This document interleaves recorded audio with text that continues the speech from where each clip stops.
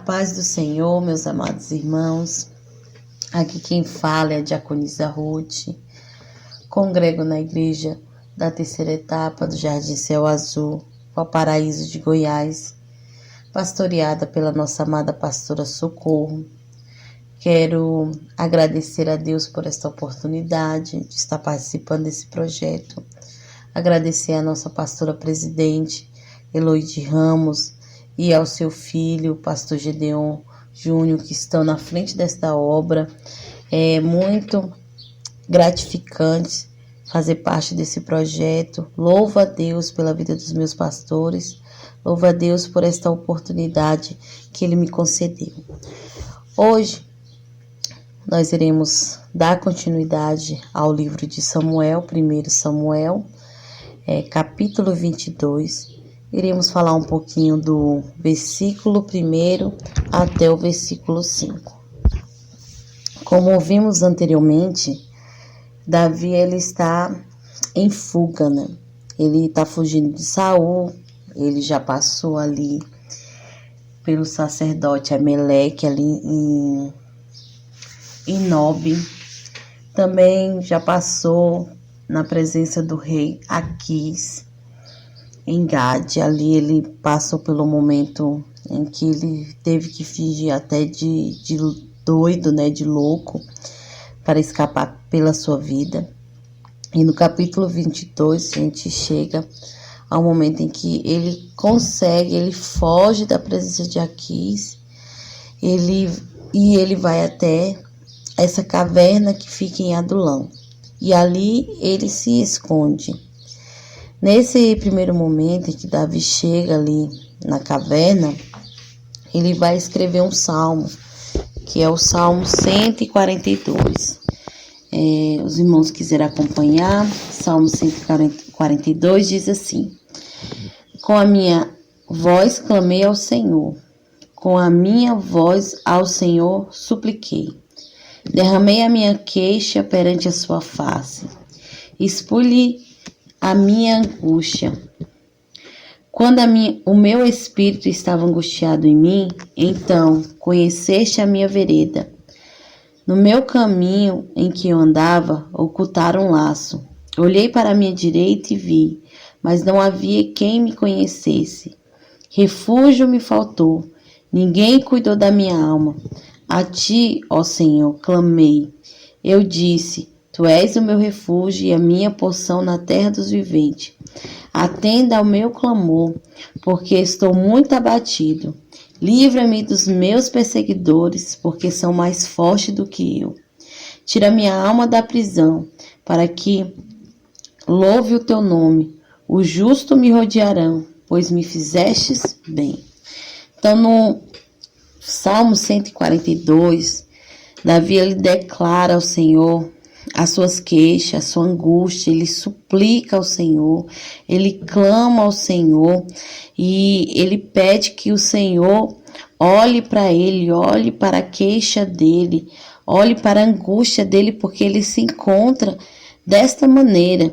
Ele chega ali na caverna sozinho, no versículo 4 de Salmo 142, ele vai dizer: olhei para a minha direita e vi, mas não havia quem me conhecesse.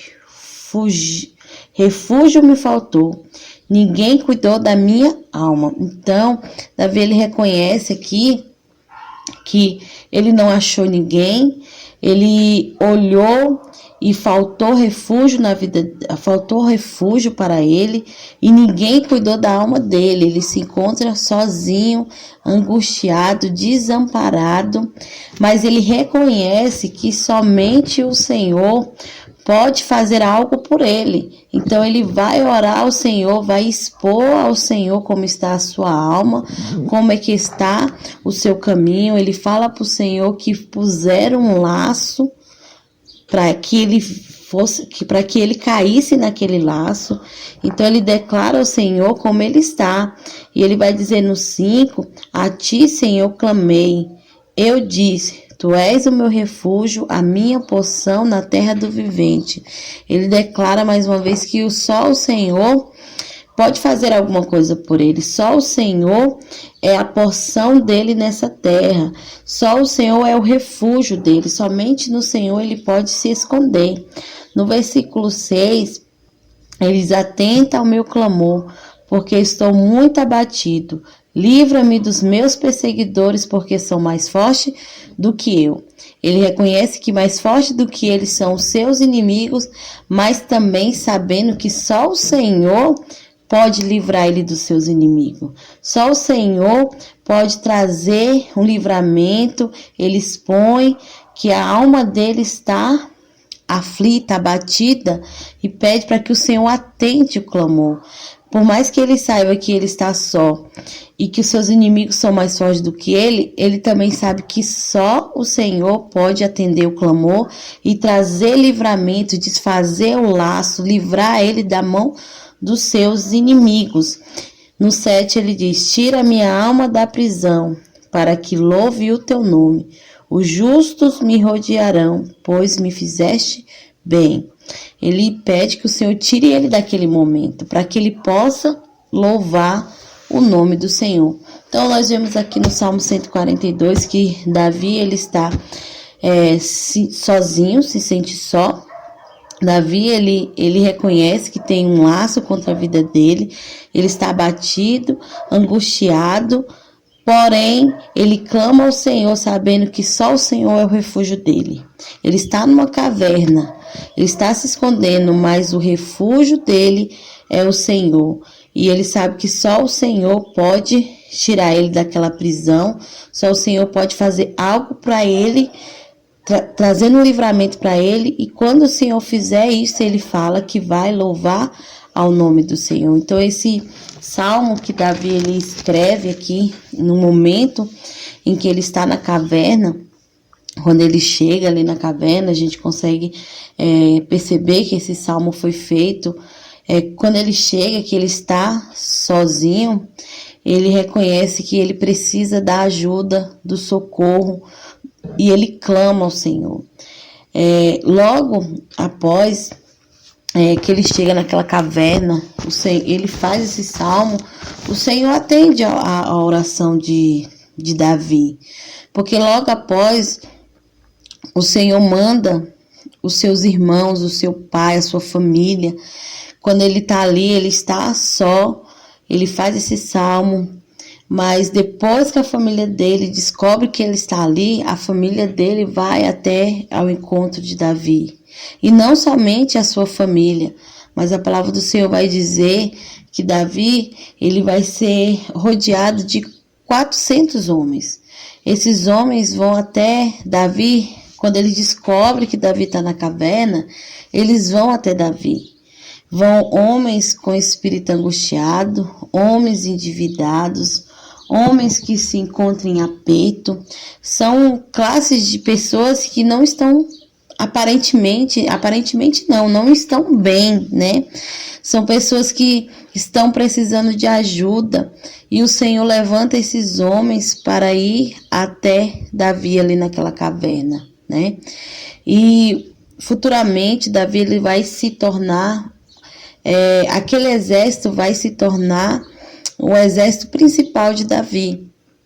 Aqui no capítulo 22 vai dizer que Davi ele se torna chefe desses homens. O que me chama a atenção é justamente isso, porque Davi ele está passando pelo momento de aflição, um momento de angústia, um momento que ele clama ao Senhor. E vai até o encontro dele pessoas que estão em estado igual a ele ou pior do que ele, né? Quando a gente se encontra em momentos assim de aflição, a gente quer que o Senhor mande ao nosso encontro pessoas que estejam melhor do que nós, pessoas que estejam com condições favoráveis, pessoas que estejam firmes, não pessoas que estejam nesse estado a qual o Senhor mandou, né? A qual foi até o encontro de Davi. Pessoas endividadas, angustiadas, pessoas em aperto. Com certeza não é uma classe de pessoa que nós queremos que venha até nós no momento em que nós precisamos de ajuda. Nesse momento, Davi precisava de ajuda e foi até eles homens procurando ajuda. Tanto que no versículo 2 diz assim: e se ajuntou-se, versículo 2 do capítulo 22 de Samuel, 1 Samuel. E ajuntou-se a ele todo homem que se achava em aperto, e todo homem endividado, e todo homem de espírito desgostoso. E ele se fez chefe deles, e era com eles uns 400 homens. E ele se fez chefe deles. Davi, ele precisava de ajuda. Ele clama a Deus no Salmo 142, pedindo ajuda, né? Pedindo que o Senhor mande o justo ao seu redor, ali no finalzinho do capítulo. E o Senhor manda até o encontro de Davi homens que se encontram nessa situação. E Davi, que está precisando de ajuda, vai ajudar. Ele vai ser aquele que vai ser levantado. Ele se coloca como chefe desses homens que se encontram nessa situação, em endividamento, em angústia, em aperto. Talvez aos nossos olhos não são as pessoas ideais, não são as pessoas que no momento de angústia queremos que esteja conosco, esteja ouvindo até nosso encontro, porque quem precisa de ajuda somos nós. Mas aqui Davi, ele fez chefe desses homens. Aqueles homens que estavam em angústia, em aperto, levantaram Davi, foram até Davi pedindo ajuda, foram até Davi, que estava numa situação também difícil, e Davi, ele se torna chefe. O Davi se torna chefe daqueles homens, se coloca na frente para guiá-los, para ensiná-los, para liderar. O Senhor levanta Davi no momento de angústia para liderar outros homens que se encontram em situações também difíceis. Então, eu aprendo muito aqui com Davi nesse momento, né? Davi, ele faz uma oração. Davi, ele tá no capítulo 21, a gente vê que Davi tá perdido. Davi tá desorientado, mas quando ele chega aqui no capítulo 22, ele age de maneira diferente. Ele vai orar, ele vai clamar ao Senhor e o Senhor vai direcionar a vida dele. Então, por mais que ele esteja agora fugindo, como ele estava fugindo também no capítulo 21, mas agora ele está fugindo, escapando com a sua vida, mas de uma maneira diferente. Ele está aqui sendo líder de um povo.